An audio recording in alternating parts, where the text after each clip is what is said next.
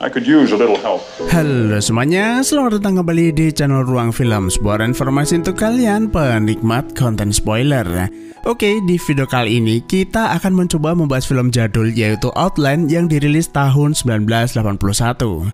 Film ini menceritakan tentang seorang agen federal yang berusaha mengungkap kejadian misterius di sebuah koloni tambang biji titanium di Io, yaitu salah satu bulan dari planet Jupiter. Jadi nggak usah lama-lama, mari kita langsung masuk aja ke pembahasan filmnya.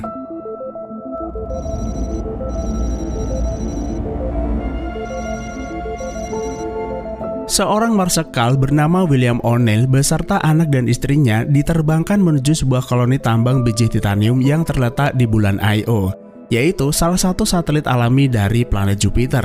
Di sana, William ditugaskan menjadi seorang kepala pengawas bersama tim kecilnya selama 11 bulan ke depan. Fasilitas tambang tersebut dikelola oleh Liga Industri Nasional dan kini menjadi rumah sementara bagi 2.144 personel dengan jangka waktu kerja selama 1 tahun.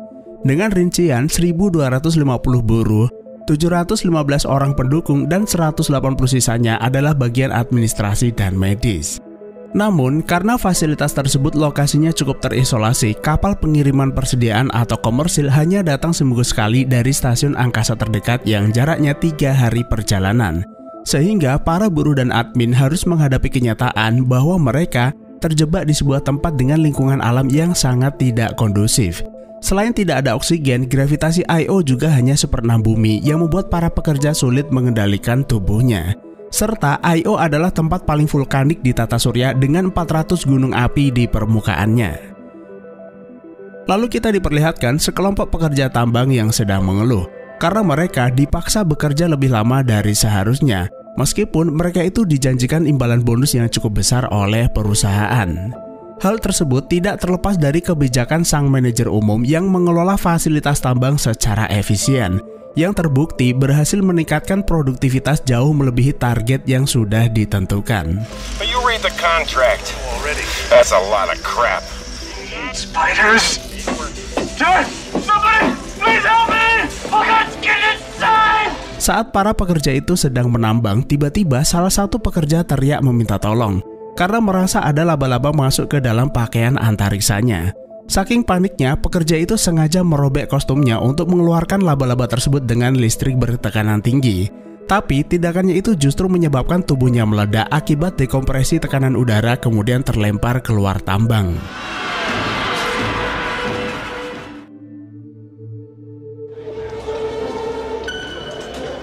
Sementara di kantin, seorang pria terlihat wirawiri lalu memberi kode pada seorang pekerja agar menemuinya di ruang ganti, tapi entah untuk tujuan apa. Marshal, it's Montone. I got nothing more on that incident. Seorang sersan bernama Montone segera melaporkan insiden tersebut kepada William. Berdasar kesaksian dari pekerja yang ada di sana, ia bisa memastikan kejadian tersebut murni kecelakaan kerja dan terkadang sesekali terjadi di tambang. Montone juga memberitahu tiket shuttle mingguan ke stasiun angkasa pesanan Carol istrinya sudah bisa diambil. Lalu Carol menjelaskan bahwa tiket tersebut adalah pesanan dari Tuan dan Nyonya Reynolds.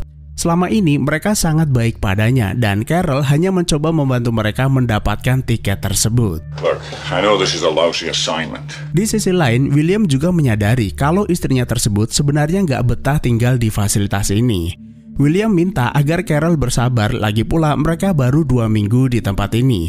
Dan William berjanji akan membuat segalanya lebih menyenangkan. And finally, William kemudian menghadiri sebuah pertemuan yang dihadiri manajer umum bernama Shepard serta anggota staf fasilitas untuk memperkenalkan dirinya dan keluarganya secara resmi, serta berpesan agar mereka itu tidak sungkan melapor jika membutuhkan bantuannya. Pretty soon they'll see that this is just like every other mining town. Shepard kemudian menjelaskan ada beberapa hal yang perlu William ketahui selama bertugas di sini. Sejak dirinya diangkat menjadi manajer umum yang menerapkan prinsip kerja keras dan disiplin kepada semua pekerja, termasuk memberikan bonus yang sangat besar jika para pekerja mau bekerja ekstra atau lembur. Hal tersebut terbukti dapat memotivasi para pekerja hingga meningkatkan produktivitas tambang hingga mencapai rekor tertingginya. Shepard meminta agar William tetap memberi keleluasaan pada para pekerja selama tidak terjadi kerusakan atau masalah. Dan jika ia tidak keberatan, Shepard minta William datang ke kantornya untuk berbincang-bincang. He's an asshole. He's a very powerful asshole. Don't mess with him. Selesai pertemuan, William pun berkesimpulan kalau Shepard ini ingin mengontrol para pekerja semau dirinya, serta membatasi aksesnya terhadap pengawasan di dalam tambang. Tapi Munton mengingatkan agar William berhati-hati dengan Shepard. Dia sudah menghasilkan uang banyak demi perusahaan pun pasti akan melindunginya. Bahkan Marshall sebelumnya juga memberi dukungan agar semuanya berjalan dengan lancar. Kemudian di ruang ganti, para pekerja terlihat sedang mengisi oksigen ke dalam baju astronotnya. Saat ini mereka tengah mempersiapkan pergantian shift. Namun tiba-tiba ada seorang pekerja membuka pintu airlock tanpa baju pelindung kemudian naik elevator untuk turun ke area tambang. Beberapa pekerja mencoba membuka pintu tapi gagal karena dekompresi udara sedang berlangsung, yang menyebabkan tubuh si pekerja hancur seketika.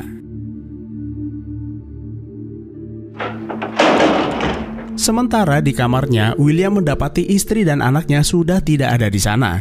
Hanya sebuah pesan video yang berisi kalau mereka saat ini sedang dalam perjalanan menuju stasiun angkasa terdekat. Yang rupa-rupanya tiket yang sebelumnya ia beli adalah untuk Carol dan putranya. Lalu Carol mengaku kalau ia sudah tidak sanggup lagi jika harus selalu pindah-pindah tempat tinggal terutama demi kebaikan putranya, yang bahkan sejak putranya itu lahir, ia sama sekali belum pernah menginjakkan kaki di bumi. Jadi sebelum William ditugaskan di fasilitas ini, William dan keluarganya sudah pindah ke berbagai planet, terutama di wilayah tambang yang memiliki masalah buruk. Itulah kenapa Carol itu nggak betah dan selalu merasa terancam sepanjang hari. Sebenarnya alasan Carol meninggalkan William cukup bisa diterima, karena William itu nggak pernah memberi kepastian kapan mereka akan kembali ke bumi.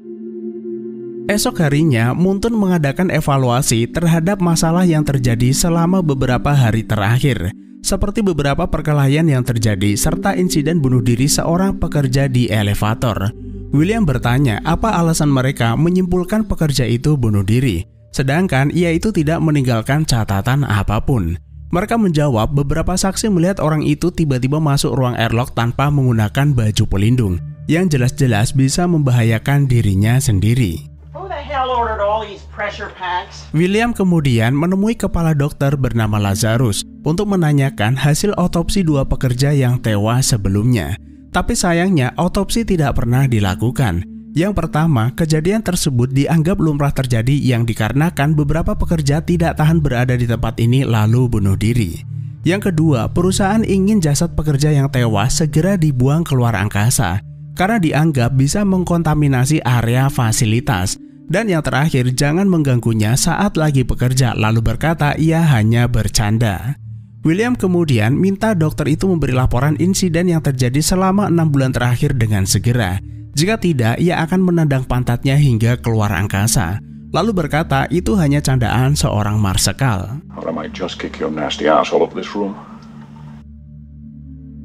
Lalu di malam harinya, ketika para pekerja tengah beristirahat, pria misterius yang sebelumnya terlihat wirawiri di ruang ganti memberi kode pada seorang pekerja untuk menemuinya di toilet.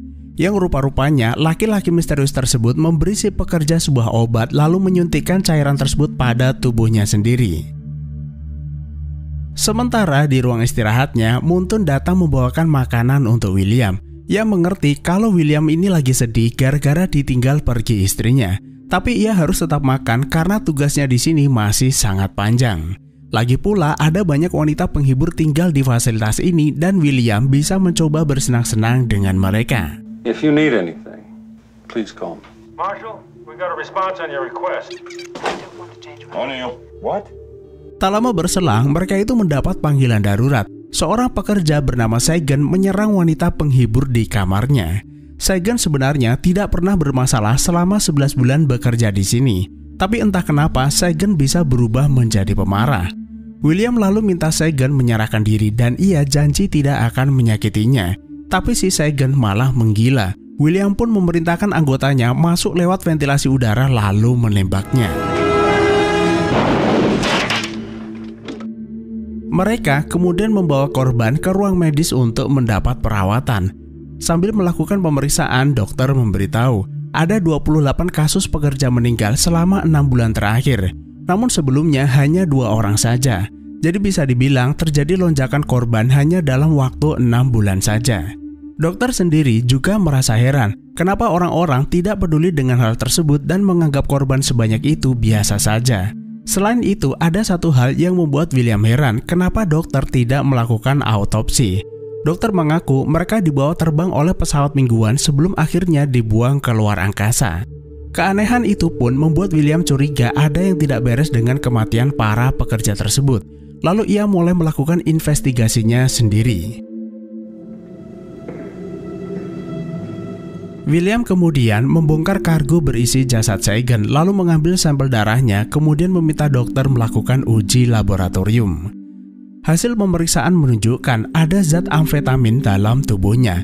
Amfetamin itu sendiri merupakan salah satu narkotika yang digunakan untuk meningkatkan dopamin, sehingga seseorang bisa lebih fokus dan merasa bahagia saat bekerja.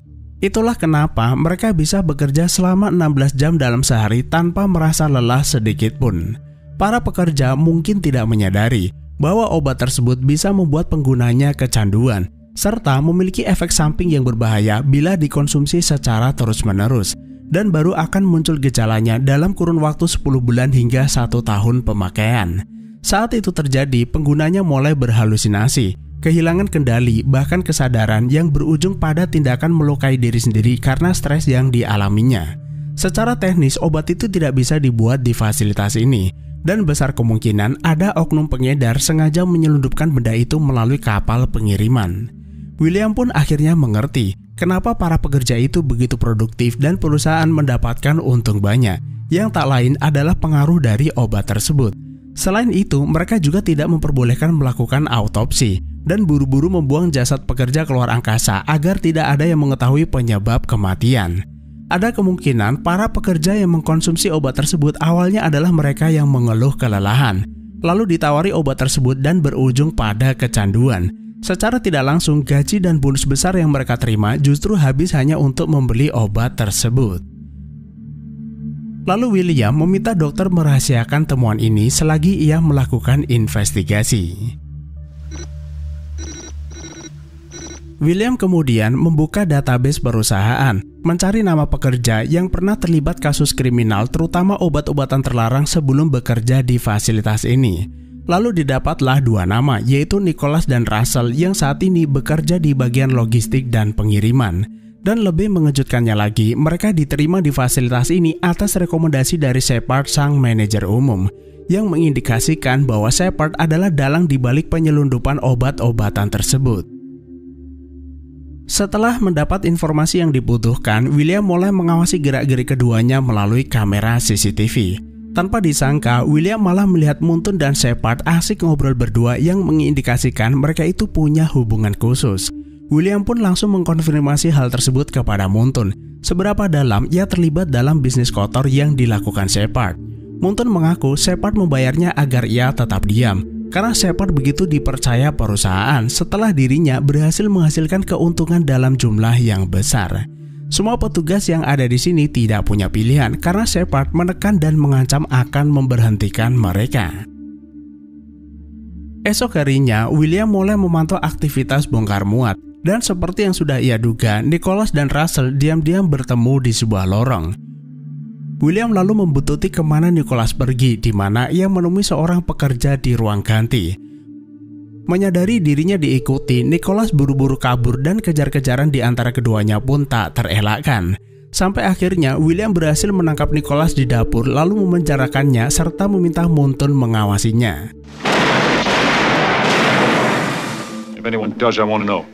How much does Shepard pay you for selling the stuff? I don't know what you're talking about. Nobody talks to him. Nobody touches him. Setelah itu, William menemui Shepard lalu menginterogasinya mengenai keterlibatannya dalam peredaran obat-obatan terlarang. Di luar dugaan, Shepard justru terang-terangan mengakuinya. Ia sengaja melakukannya demi perusahaan mendapatkan keuntungan yang sangat besar. Lagi pula, para pekerja mendapatkan bonus yang cukup besar atas kerja keras mereka. Jadi sebenarnya siapa yang dirugikan dalam hal ini? Semua marshal yang bertugas sebelumnya mengetahui bisnisnya dan mereka juga menikmatinya. Jadi sebaiknya William itu mengikuti alur jika dirinya tetap ingin selamat.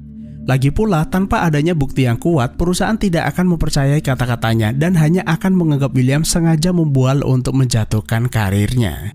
That can be very dangerous. William lalu kembali ke penjara untuk melakukan interogasi lanjutan terhadap Nicholas. Tapi William malah menemukannya sudah tewas bersimbah darah.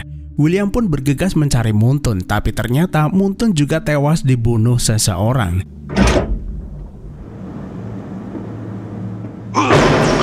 Tiba-tiba Russell datang menyergap William lalu mencekiknya hingga pingsan. Tapi ternyata William itu hanya berpura-pura lalu mengejar Russell hingga terkapar. Obat-obatan tersebut ternyata diselundupkan di dalam daging kiriman. Dan setelah itu William kembali mendatangi Shepard bahwa ia sudah mendapatkan barang bukti. Tinggal menunggu waktu saja sampai ia berhasil melacak siapa pengirimnya. I can take care of everything. Just send me a few of your best men. Lalu di malam harinya, Shepard menghubungi seseorang di stasiun angkasa, minta dikirim pembunuh bayaran untuk menghabisi William melalui kapal barang berikutnya. Di sisi lain, William diam-diam memasang alat penyadap pada saluran komunikasi milik Shepard, yang membuatnya bisa mendengar rencana pembunuhan terhadap dirinya. Shepard sendiri sangat yakin bisa menghabisinya karena semua orang yang ada di sini sama sekali tidak memiliki kepedulian. Dan tidak akan ada orang mau membantu William. William pun lantas bertanya pada Ballard berapa banyak orang yang bisa ia andalkan untuk menghadapi Shepard. Ballard ragu menjawabnya karena ia sendiri takut menghadapi Shepard dan anak buahnya. Hal ini berarti akan sangat sulit bagi William jika tidak ada yang mau membantunya. Dr. Lazarus yang mengetahui kekacauan itu menemui William untuk memberi dukungan sekaligus menasehatinya. Semua yang terjadi di sini tidak seharusnya menjadi tanggung jawabnya, apalagi dirinya itu cuma sendirian. William berkata tidak ada yang perlu dikhawatirkan. Ia sudah terbiasa menghadapi situasi ini di lokasi tambang lainnya. At least you have some sense left. Sesaat menjelang kedatangan kapal barang, William mempersiapkan senjatanya lalu memantau mereka melalui kamera pengawas. Terlihat ada dua orang mengeluarkan senjata dari tasnya, yang sudah bisa diduga mereka adalah pembunuh bayaran tersebut. Sebelum mereka beraksi, William mendatangi lokasi di mana mereka berada untuk menyerang terlebih dahulu. Namun kedatangannya disadari mereka dan terjadilah adu tembak di antara mereka. William yang terpojok dan terserempet peluru di lengannya terpaksa bersembunyi di ruang ganti pekerja. Dr. Lazarus yang melihat William kesulitan melalui kamera CCTV menyusul untuk membantunya. Thank you. William lalu meminta sang dokter memancing dua penjahat itu agar masuk ke dalam lorong penghubung. Sementara ia akan keluar fasilitas untuk merusak panel penghubung tersebut. Dan tepat ketika salah satu penjahat itu masuk lorong, William yang berada di atasnya merusak panel yang membuat tubuh penjahat itu hancur karena tekanan udara.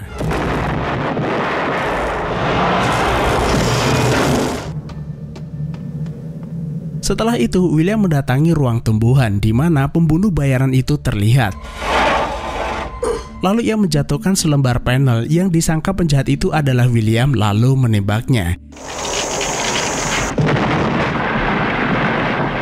Akibatnya kaca pelindung pecah yang membuat penjahat itu tersedot keluar karena tekanan udara. Nah, sialnya Sersan Ballard ternyata ada di pihak Shepard yang menyusul William keluar untuk menghabisinya. Dan terjadilah aksi dorong-mendorong di atas panel surya. William yang lebih berpengalaman dalam bertarung cukup mudah mengalahkan Ballard lalu melemparnya jatuh ke bawah. Setelah kembali ke dalam, William mencari di mana Shepard lalu menghajarnya di hadapan para pekerja. Dan seperti apa yang dikatakan Shepard sebelumnya, para pekerja itu tidak peduli harus membela siapa dan tidak mau tahu apa urusan mereka. Meski begitu, Dr. Lazarus sangat bersyukur akhirnya fasilitas ini akan kembali normal seperti sedia kala. Setelah William membuat laporan resmi kepada perusahaan serta Dewan Keamanan, William memutuskan mengakhiri tugasnya lebih awal dan akan segera kembali ke bumi. Tak lupa ia berterima kasih pada Dr. Lazarus yang telah memberinya dukungan.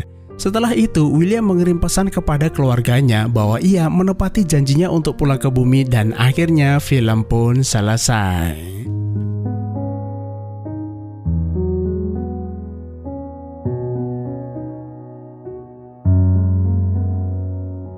Setelah menonton filmnya, mungkin tidak banyak yang bisa kita bahas lebih lanjut karena jalan cerita dari film ini tuh cukup mudah dipahami. Untuk film yang dibuat tahun 1981, tentunya tidak banyak yang bisa kita harapkan dari kualitas CGI yang ditampilkan ataupun jalan cerita yang cukup sederhana.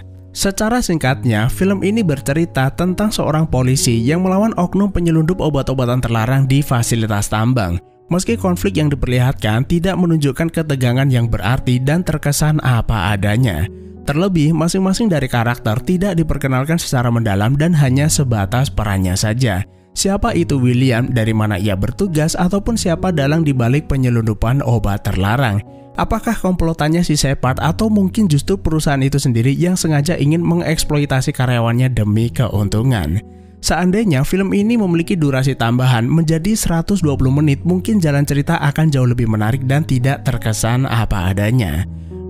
Namun meski begitu, untuk ukuran tahun tersebut film ini tuh cukup keren di masanya, dimana saat itu film bergenre fiksi ilmiah bertema luar angkasa sedang gencar-gencarnya, dan sutradara berlomba-lomba mengeluarkan imajinasinya bagaimana masa depan ataupun luar angkasa itu harus ditampilkan. Dan jika dibandingkan dengan zaman sekarang, mungkin akan sangat jauh perbedaannya. Tapi perlu diketahui, film fiksi ilmiah modern banyak terinspirasi dari film-film jadul semacam itu. Seperti halnya film A Space Odyssey yang dibuat tahun 1968, ataupun Blade Runner yang dibuat tahun 1982. Saat kita menonton filmnya, kita dibuat seakan tidak percaya bahwa film-film tersebut dibuat di zaman teknologi CGI belum secanggih sekarang. Jadi cukup sekian saja, terima kasih udah menonton, saya selalu buat teman-teman dan sampai jumpa di next video.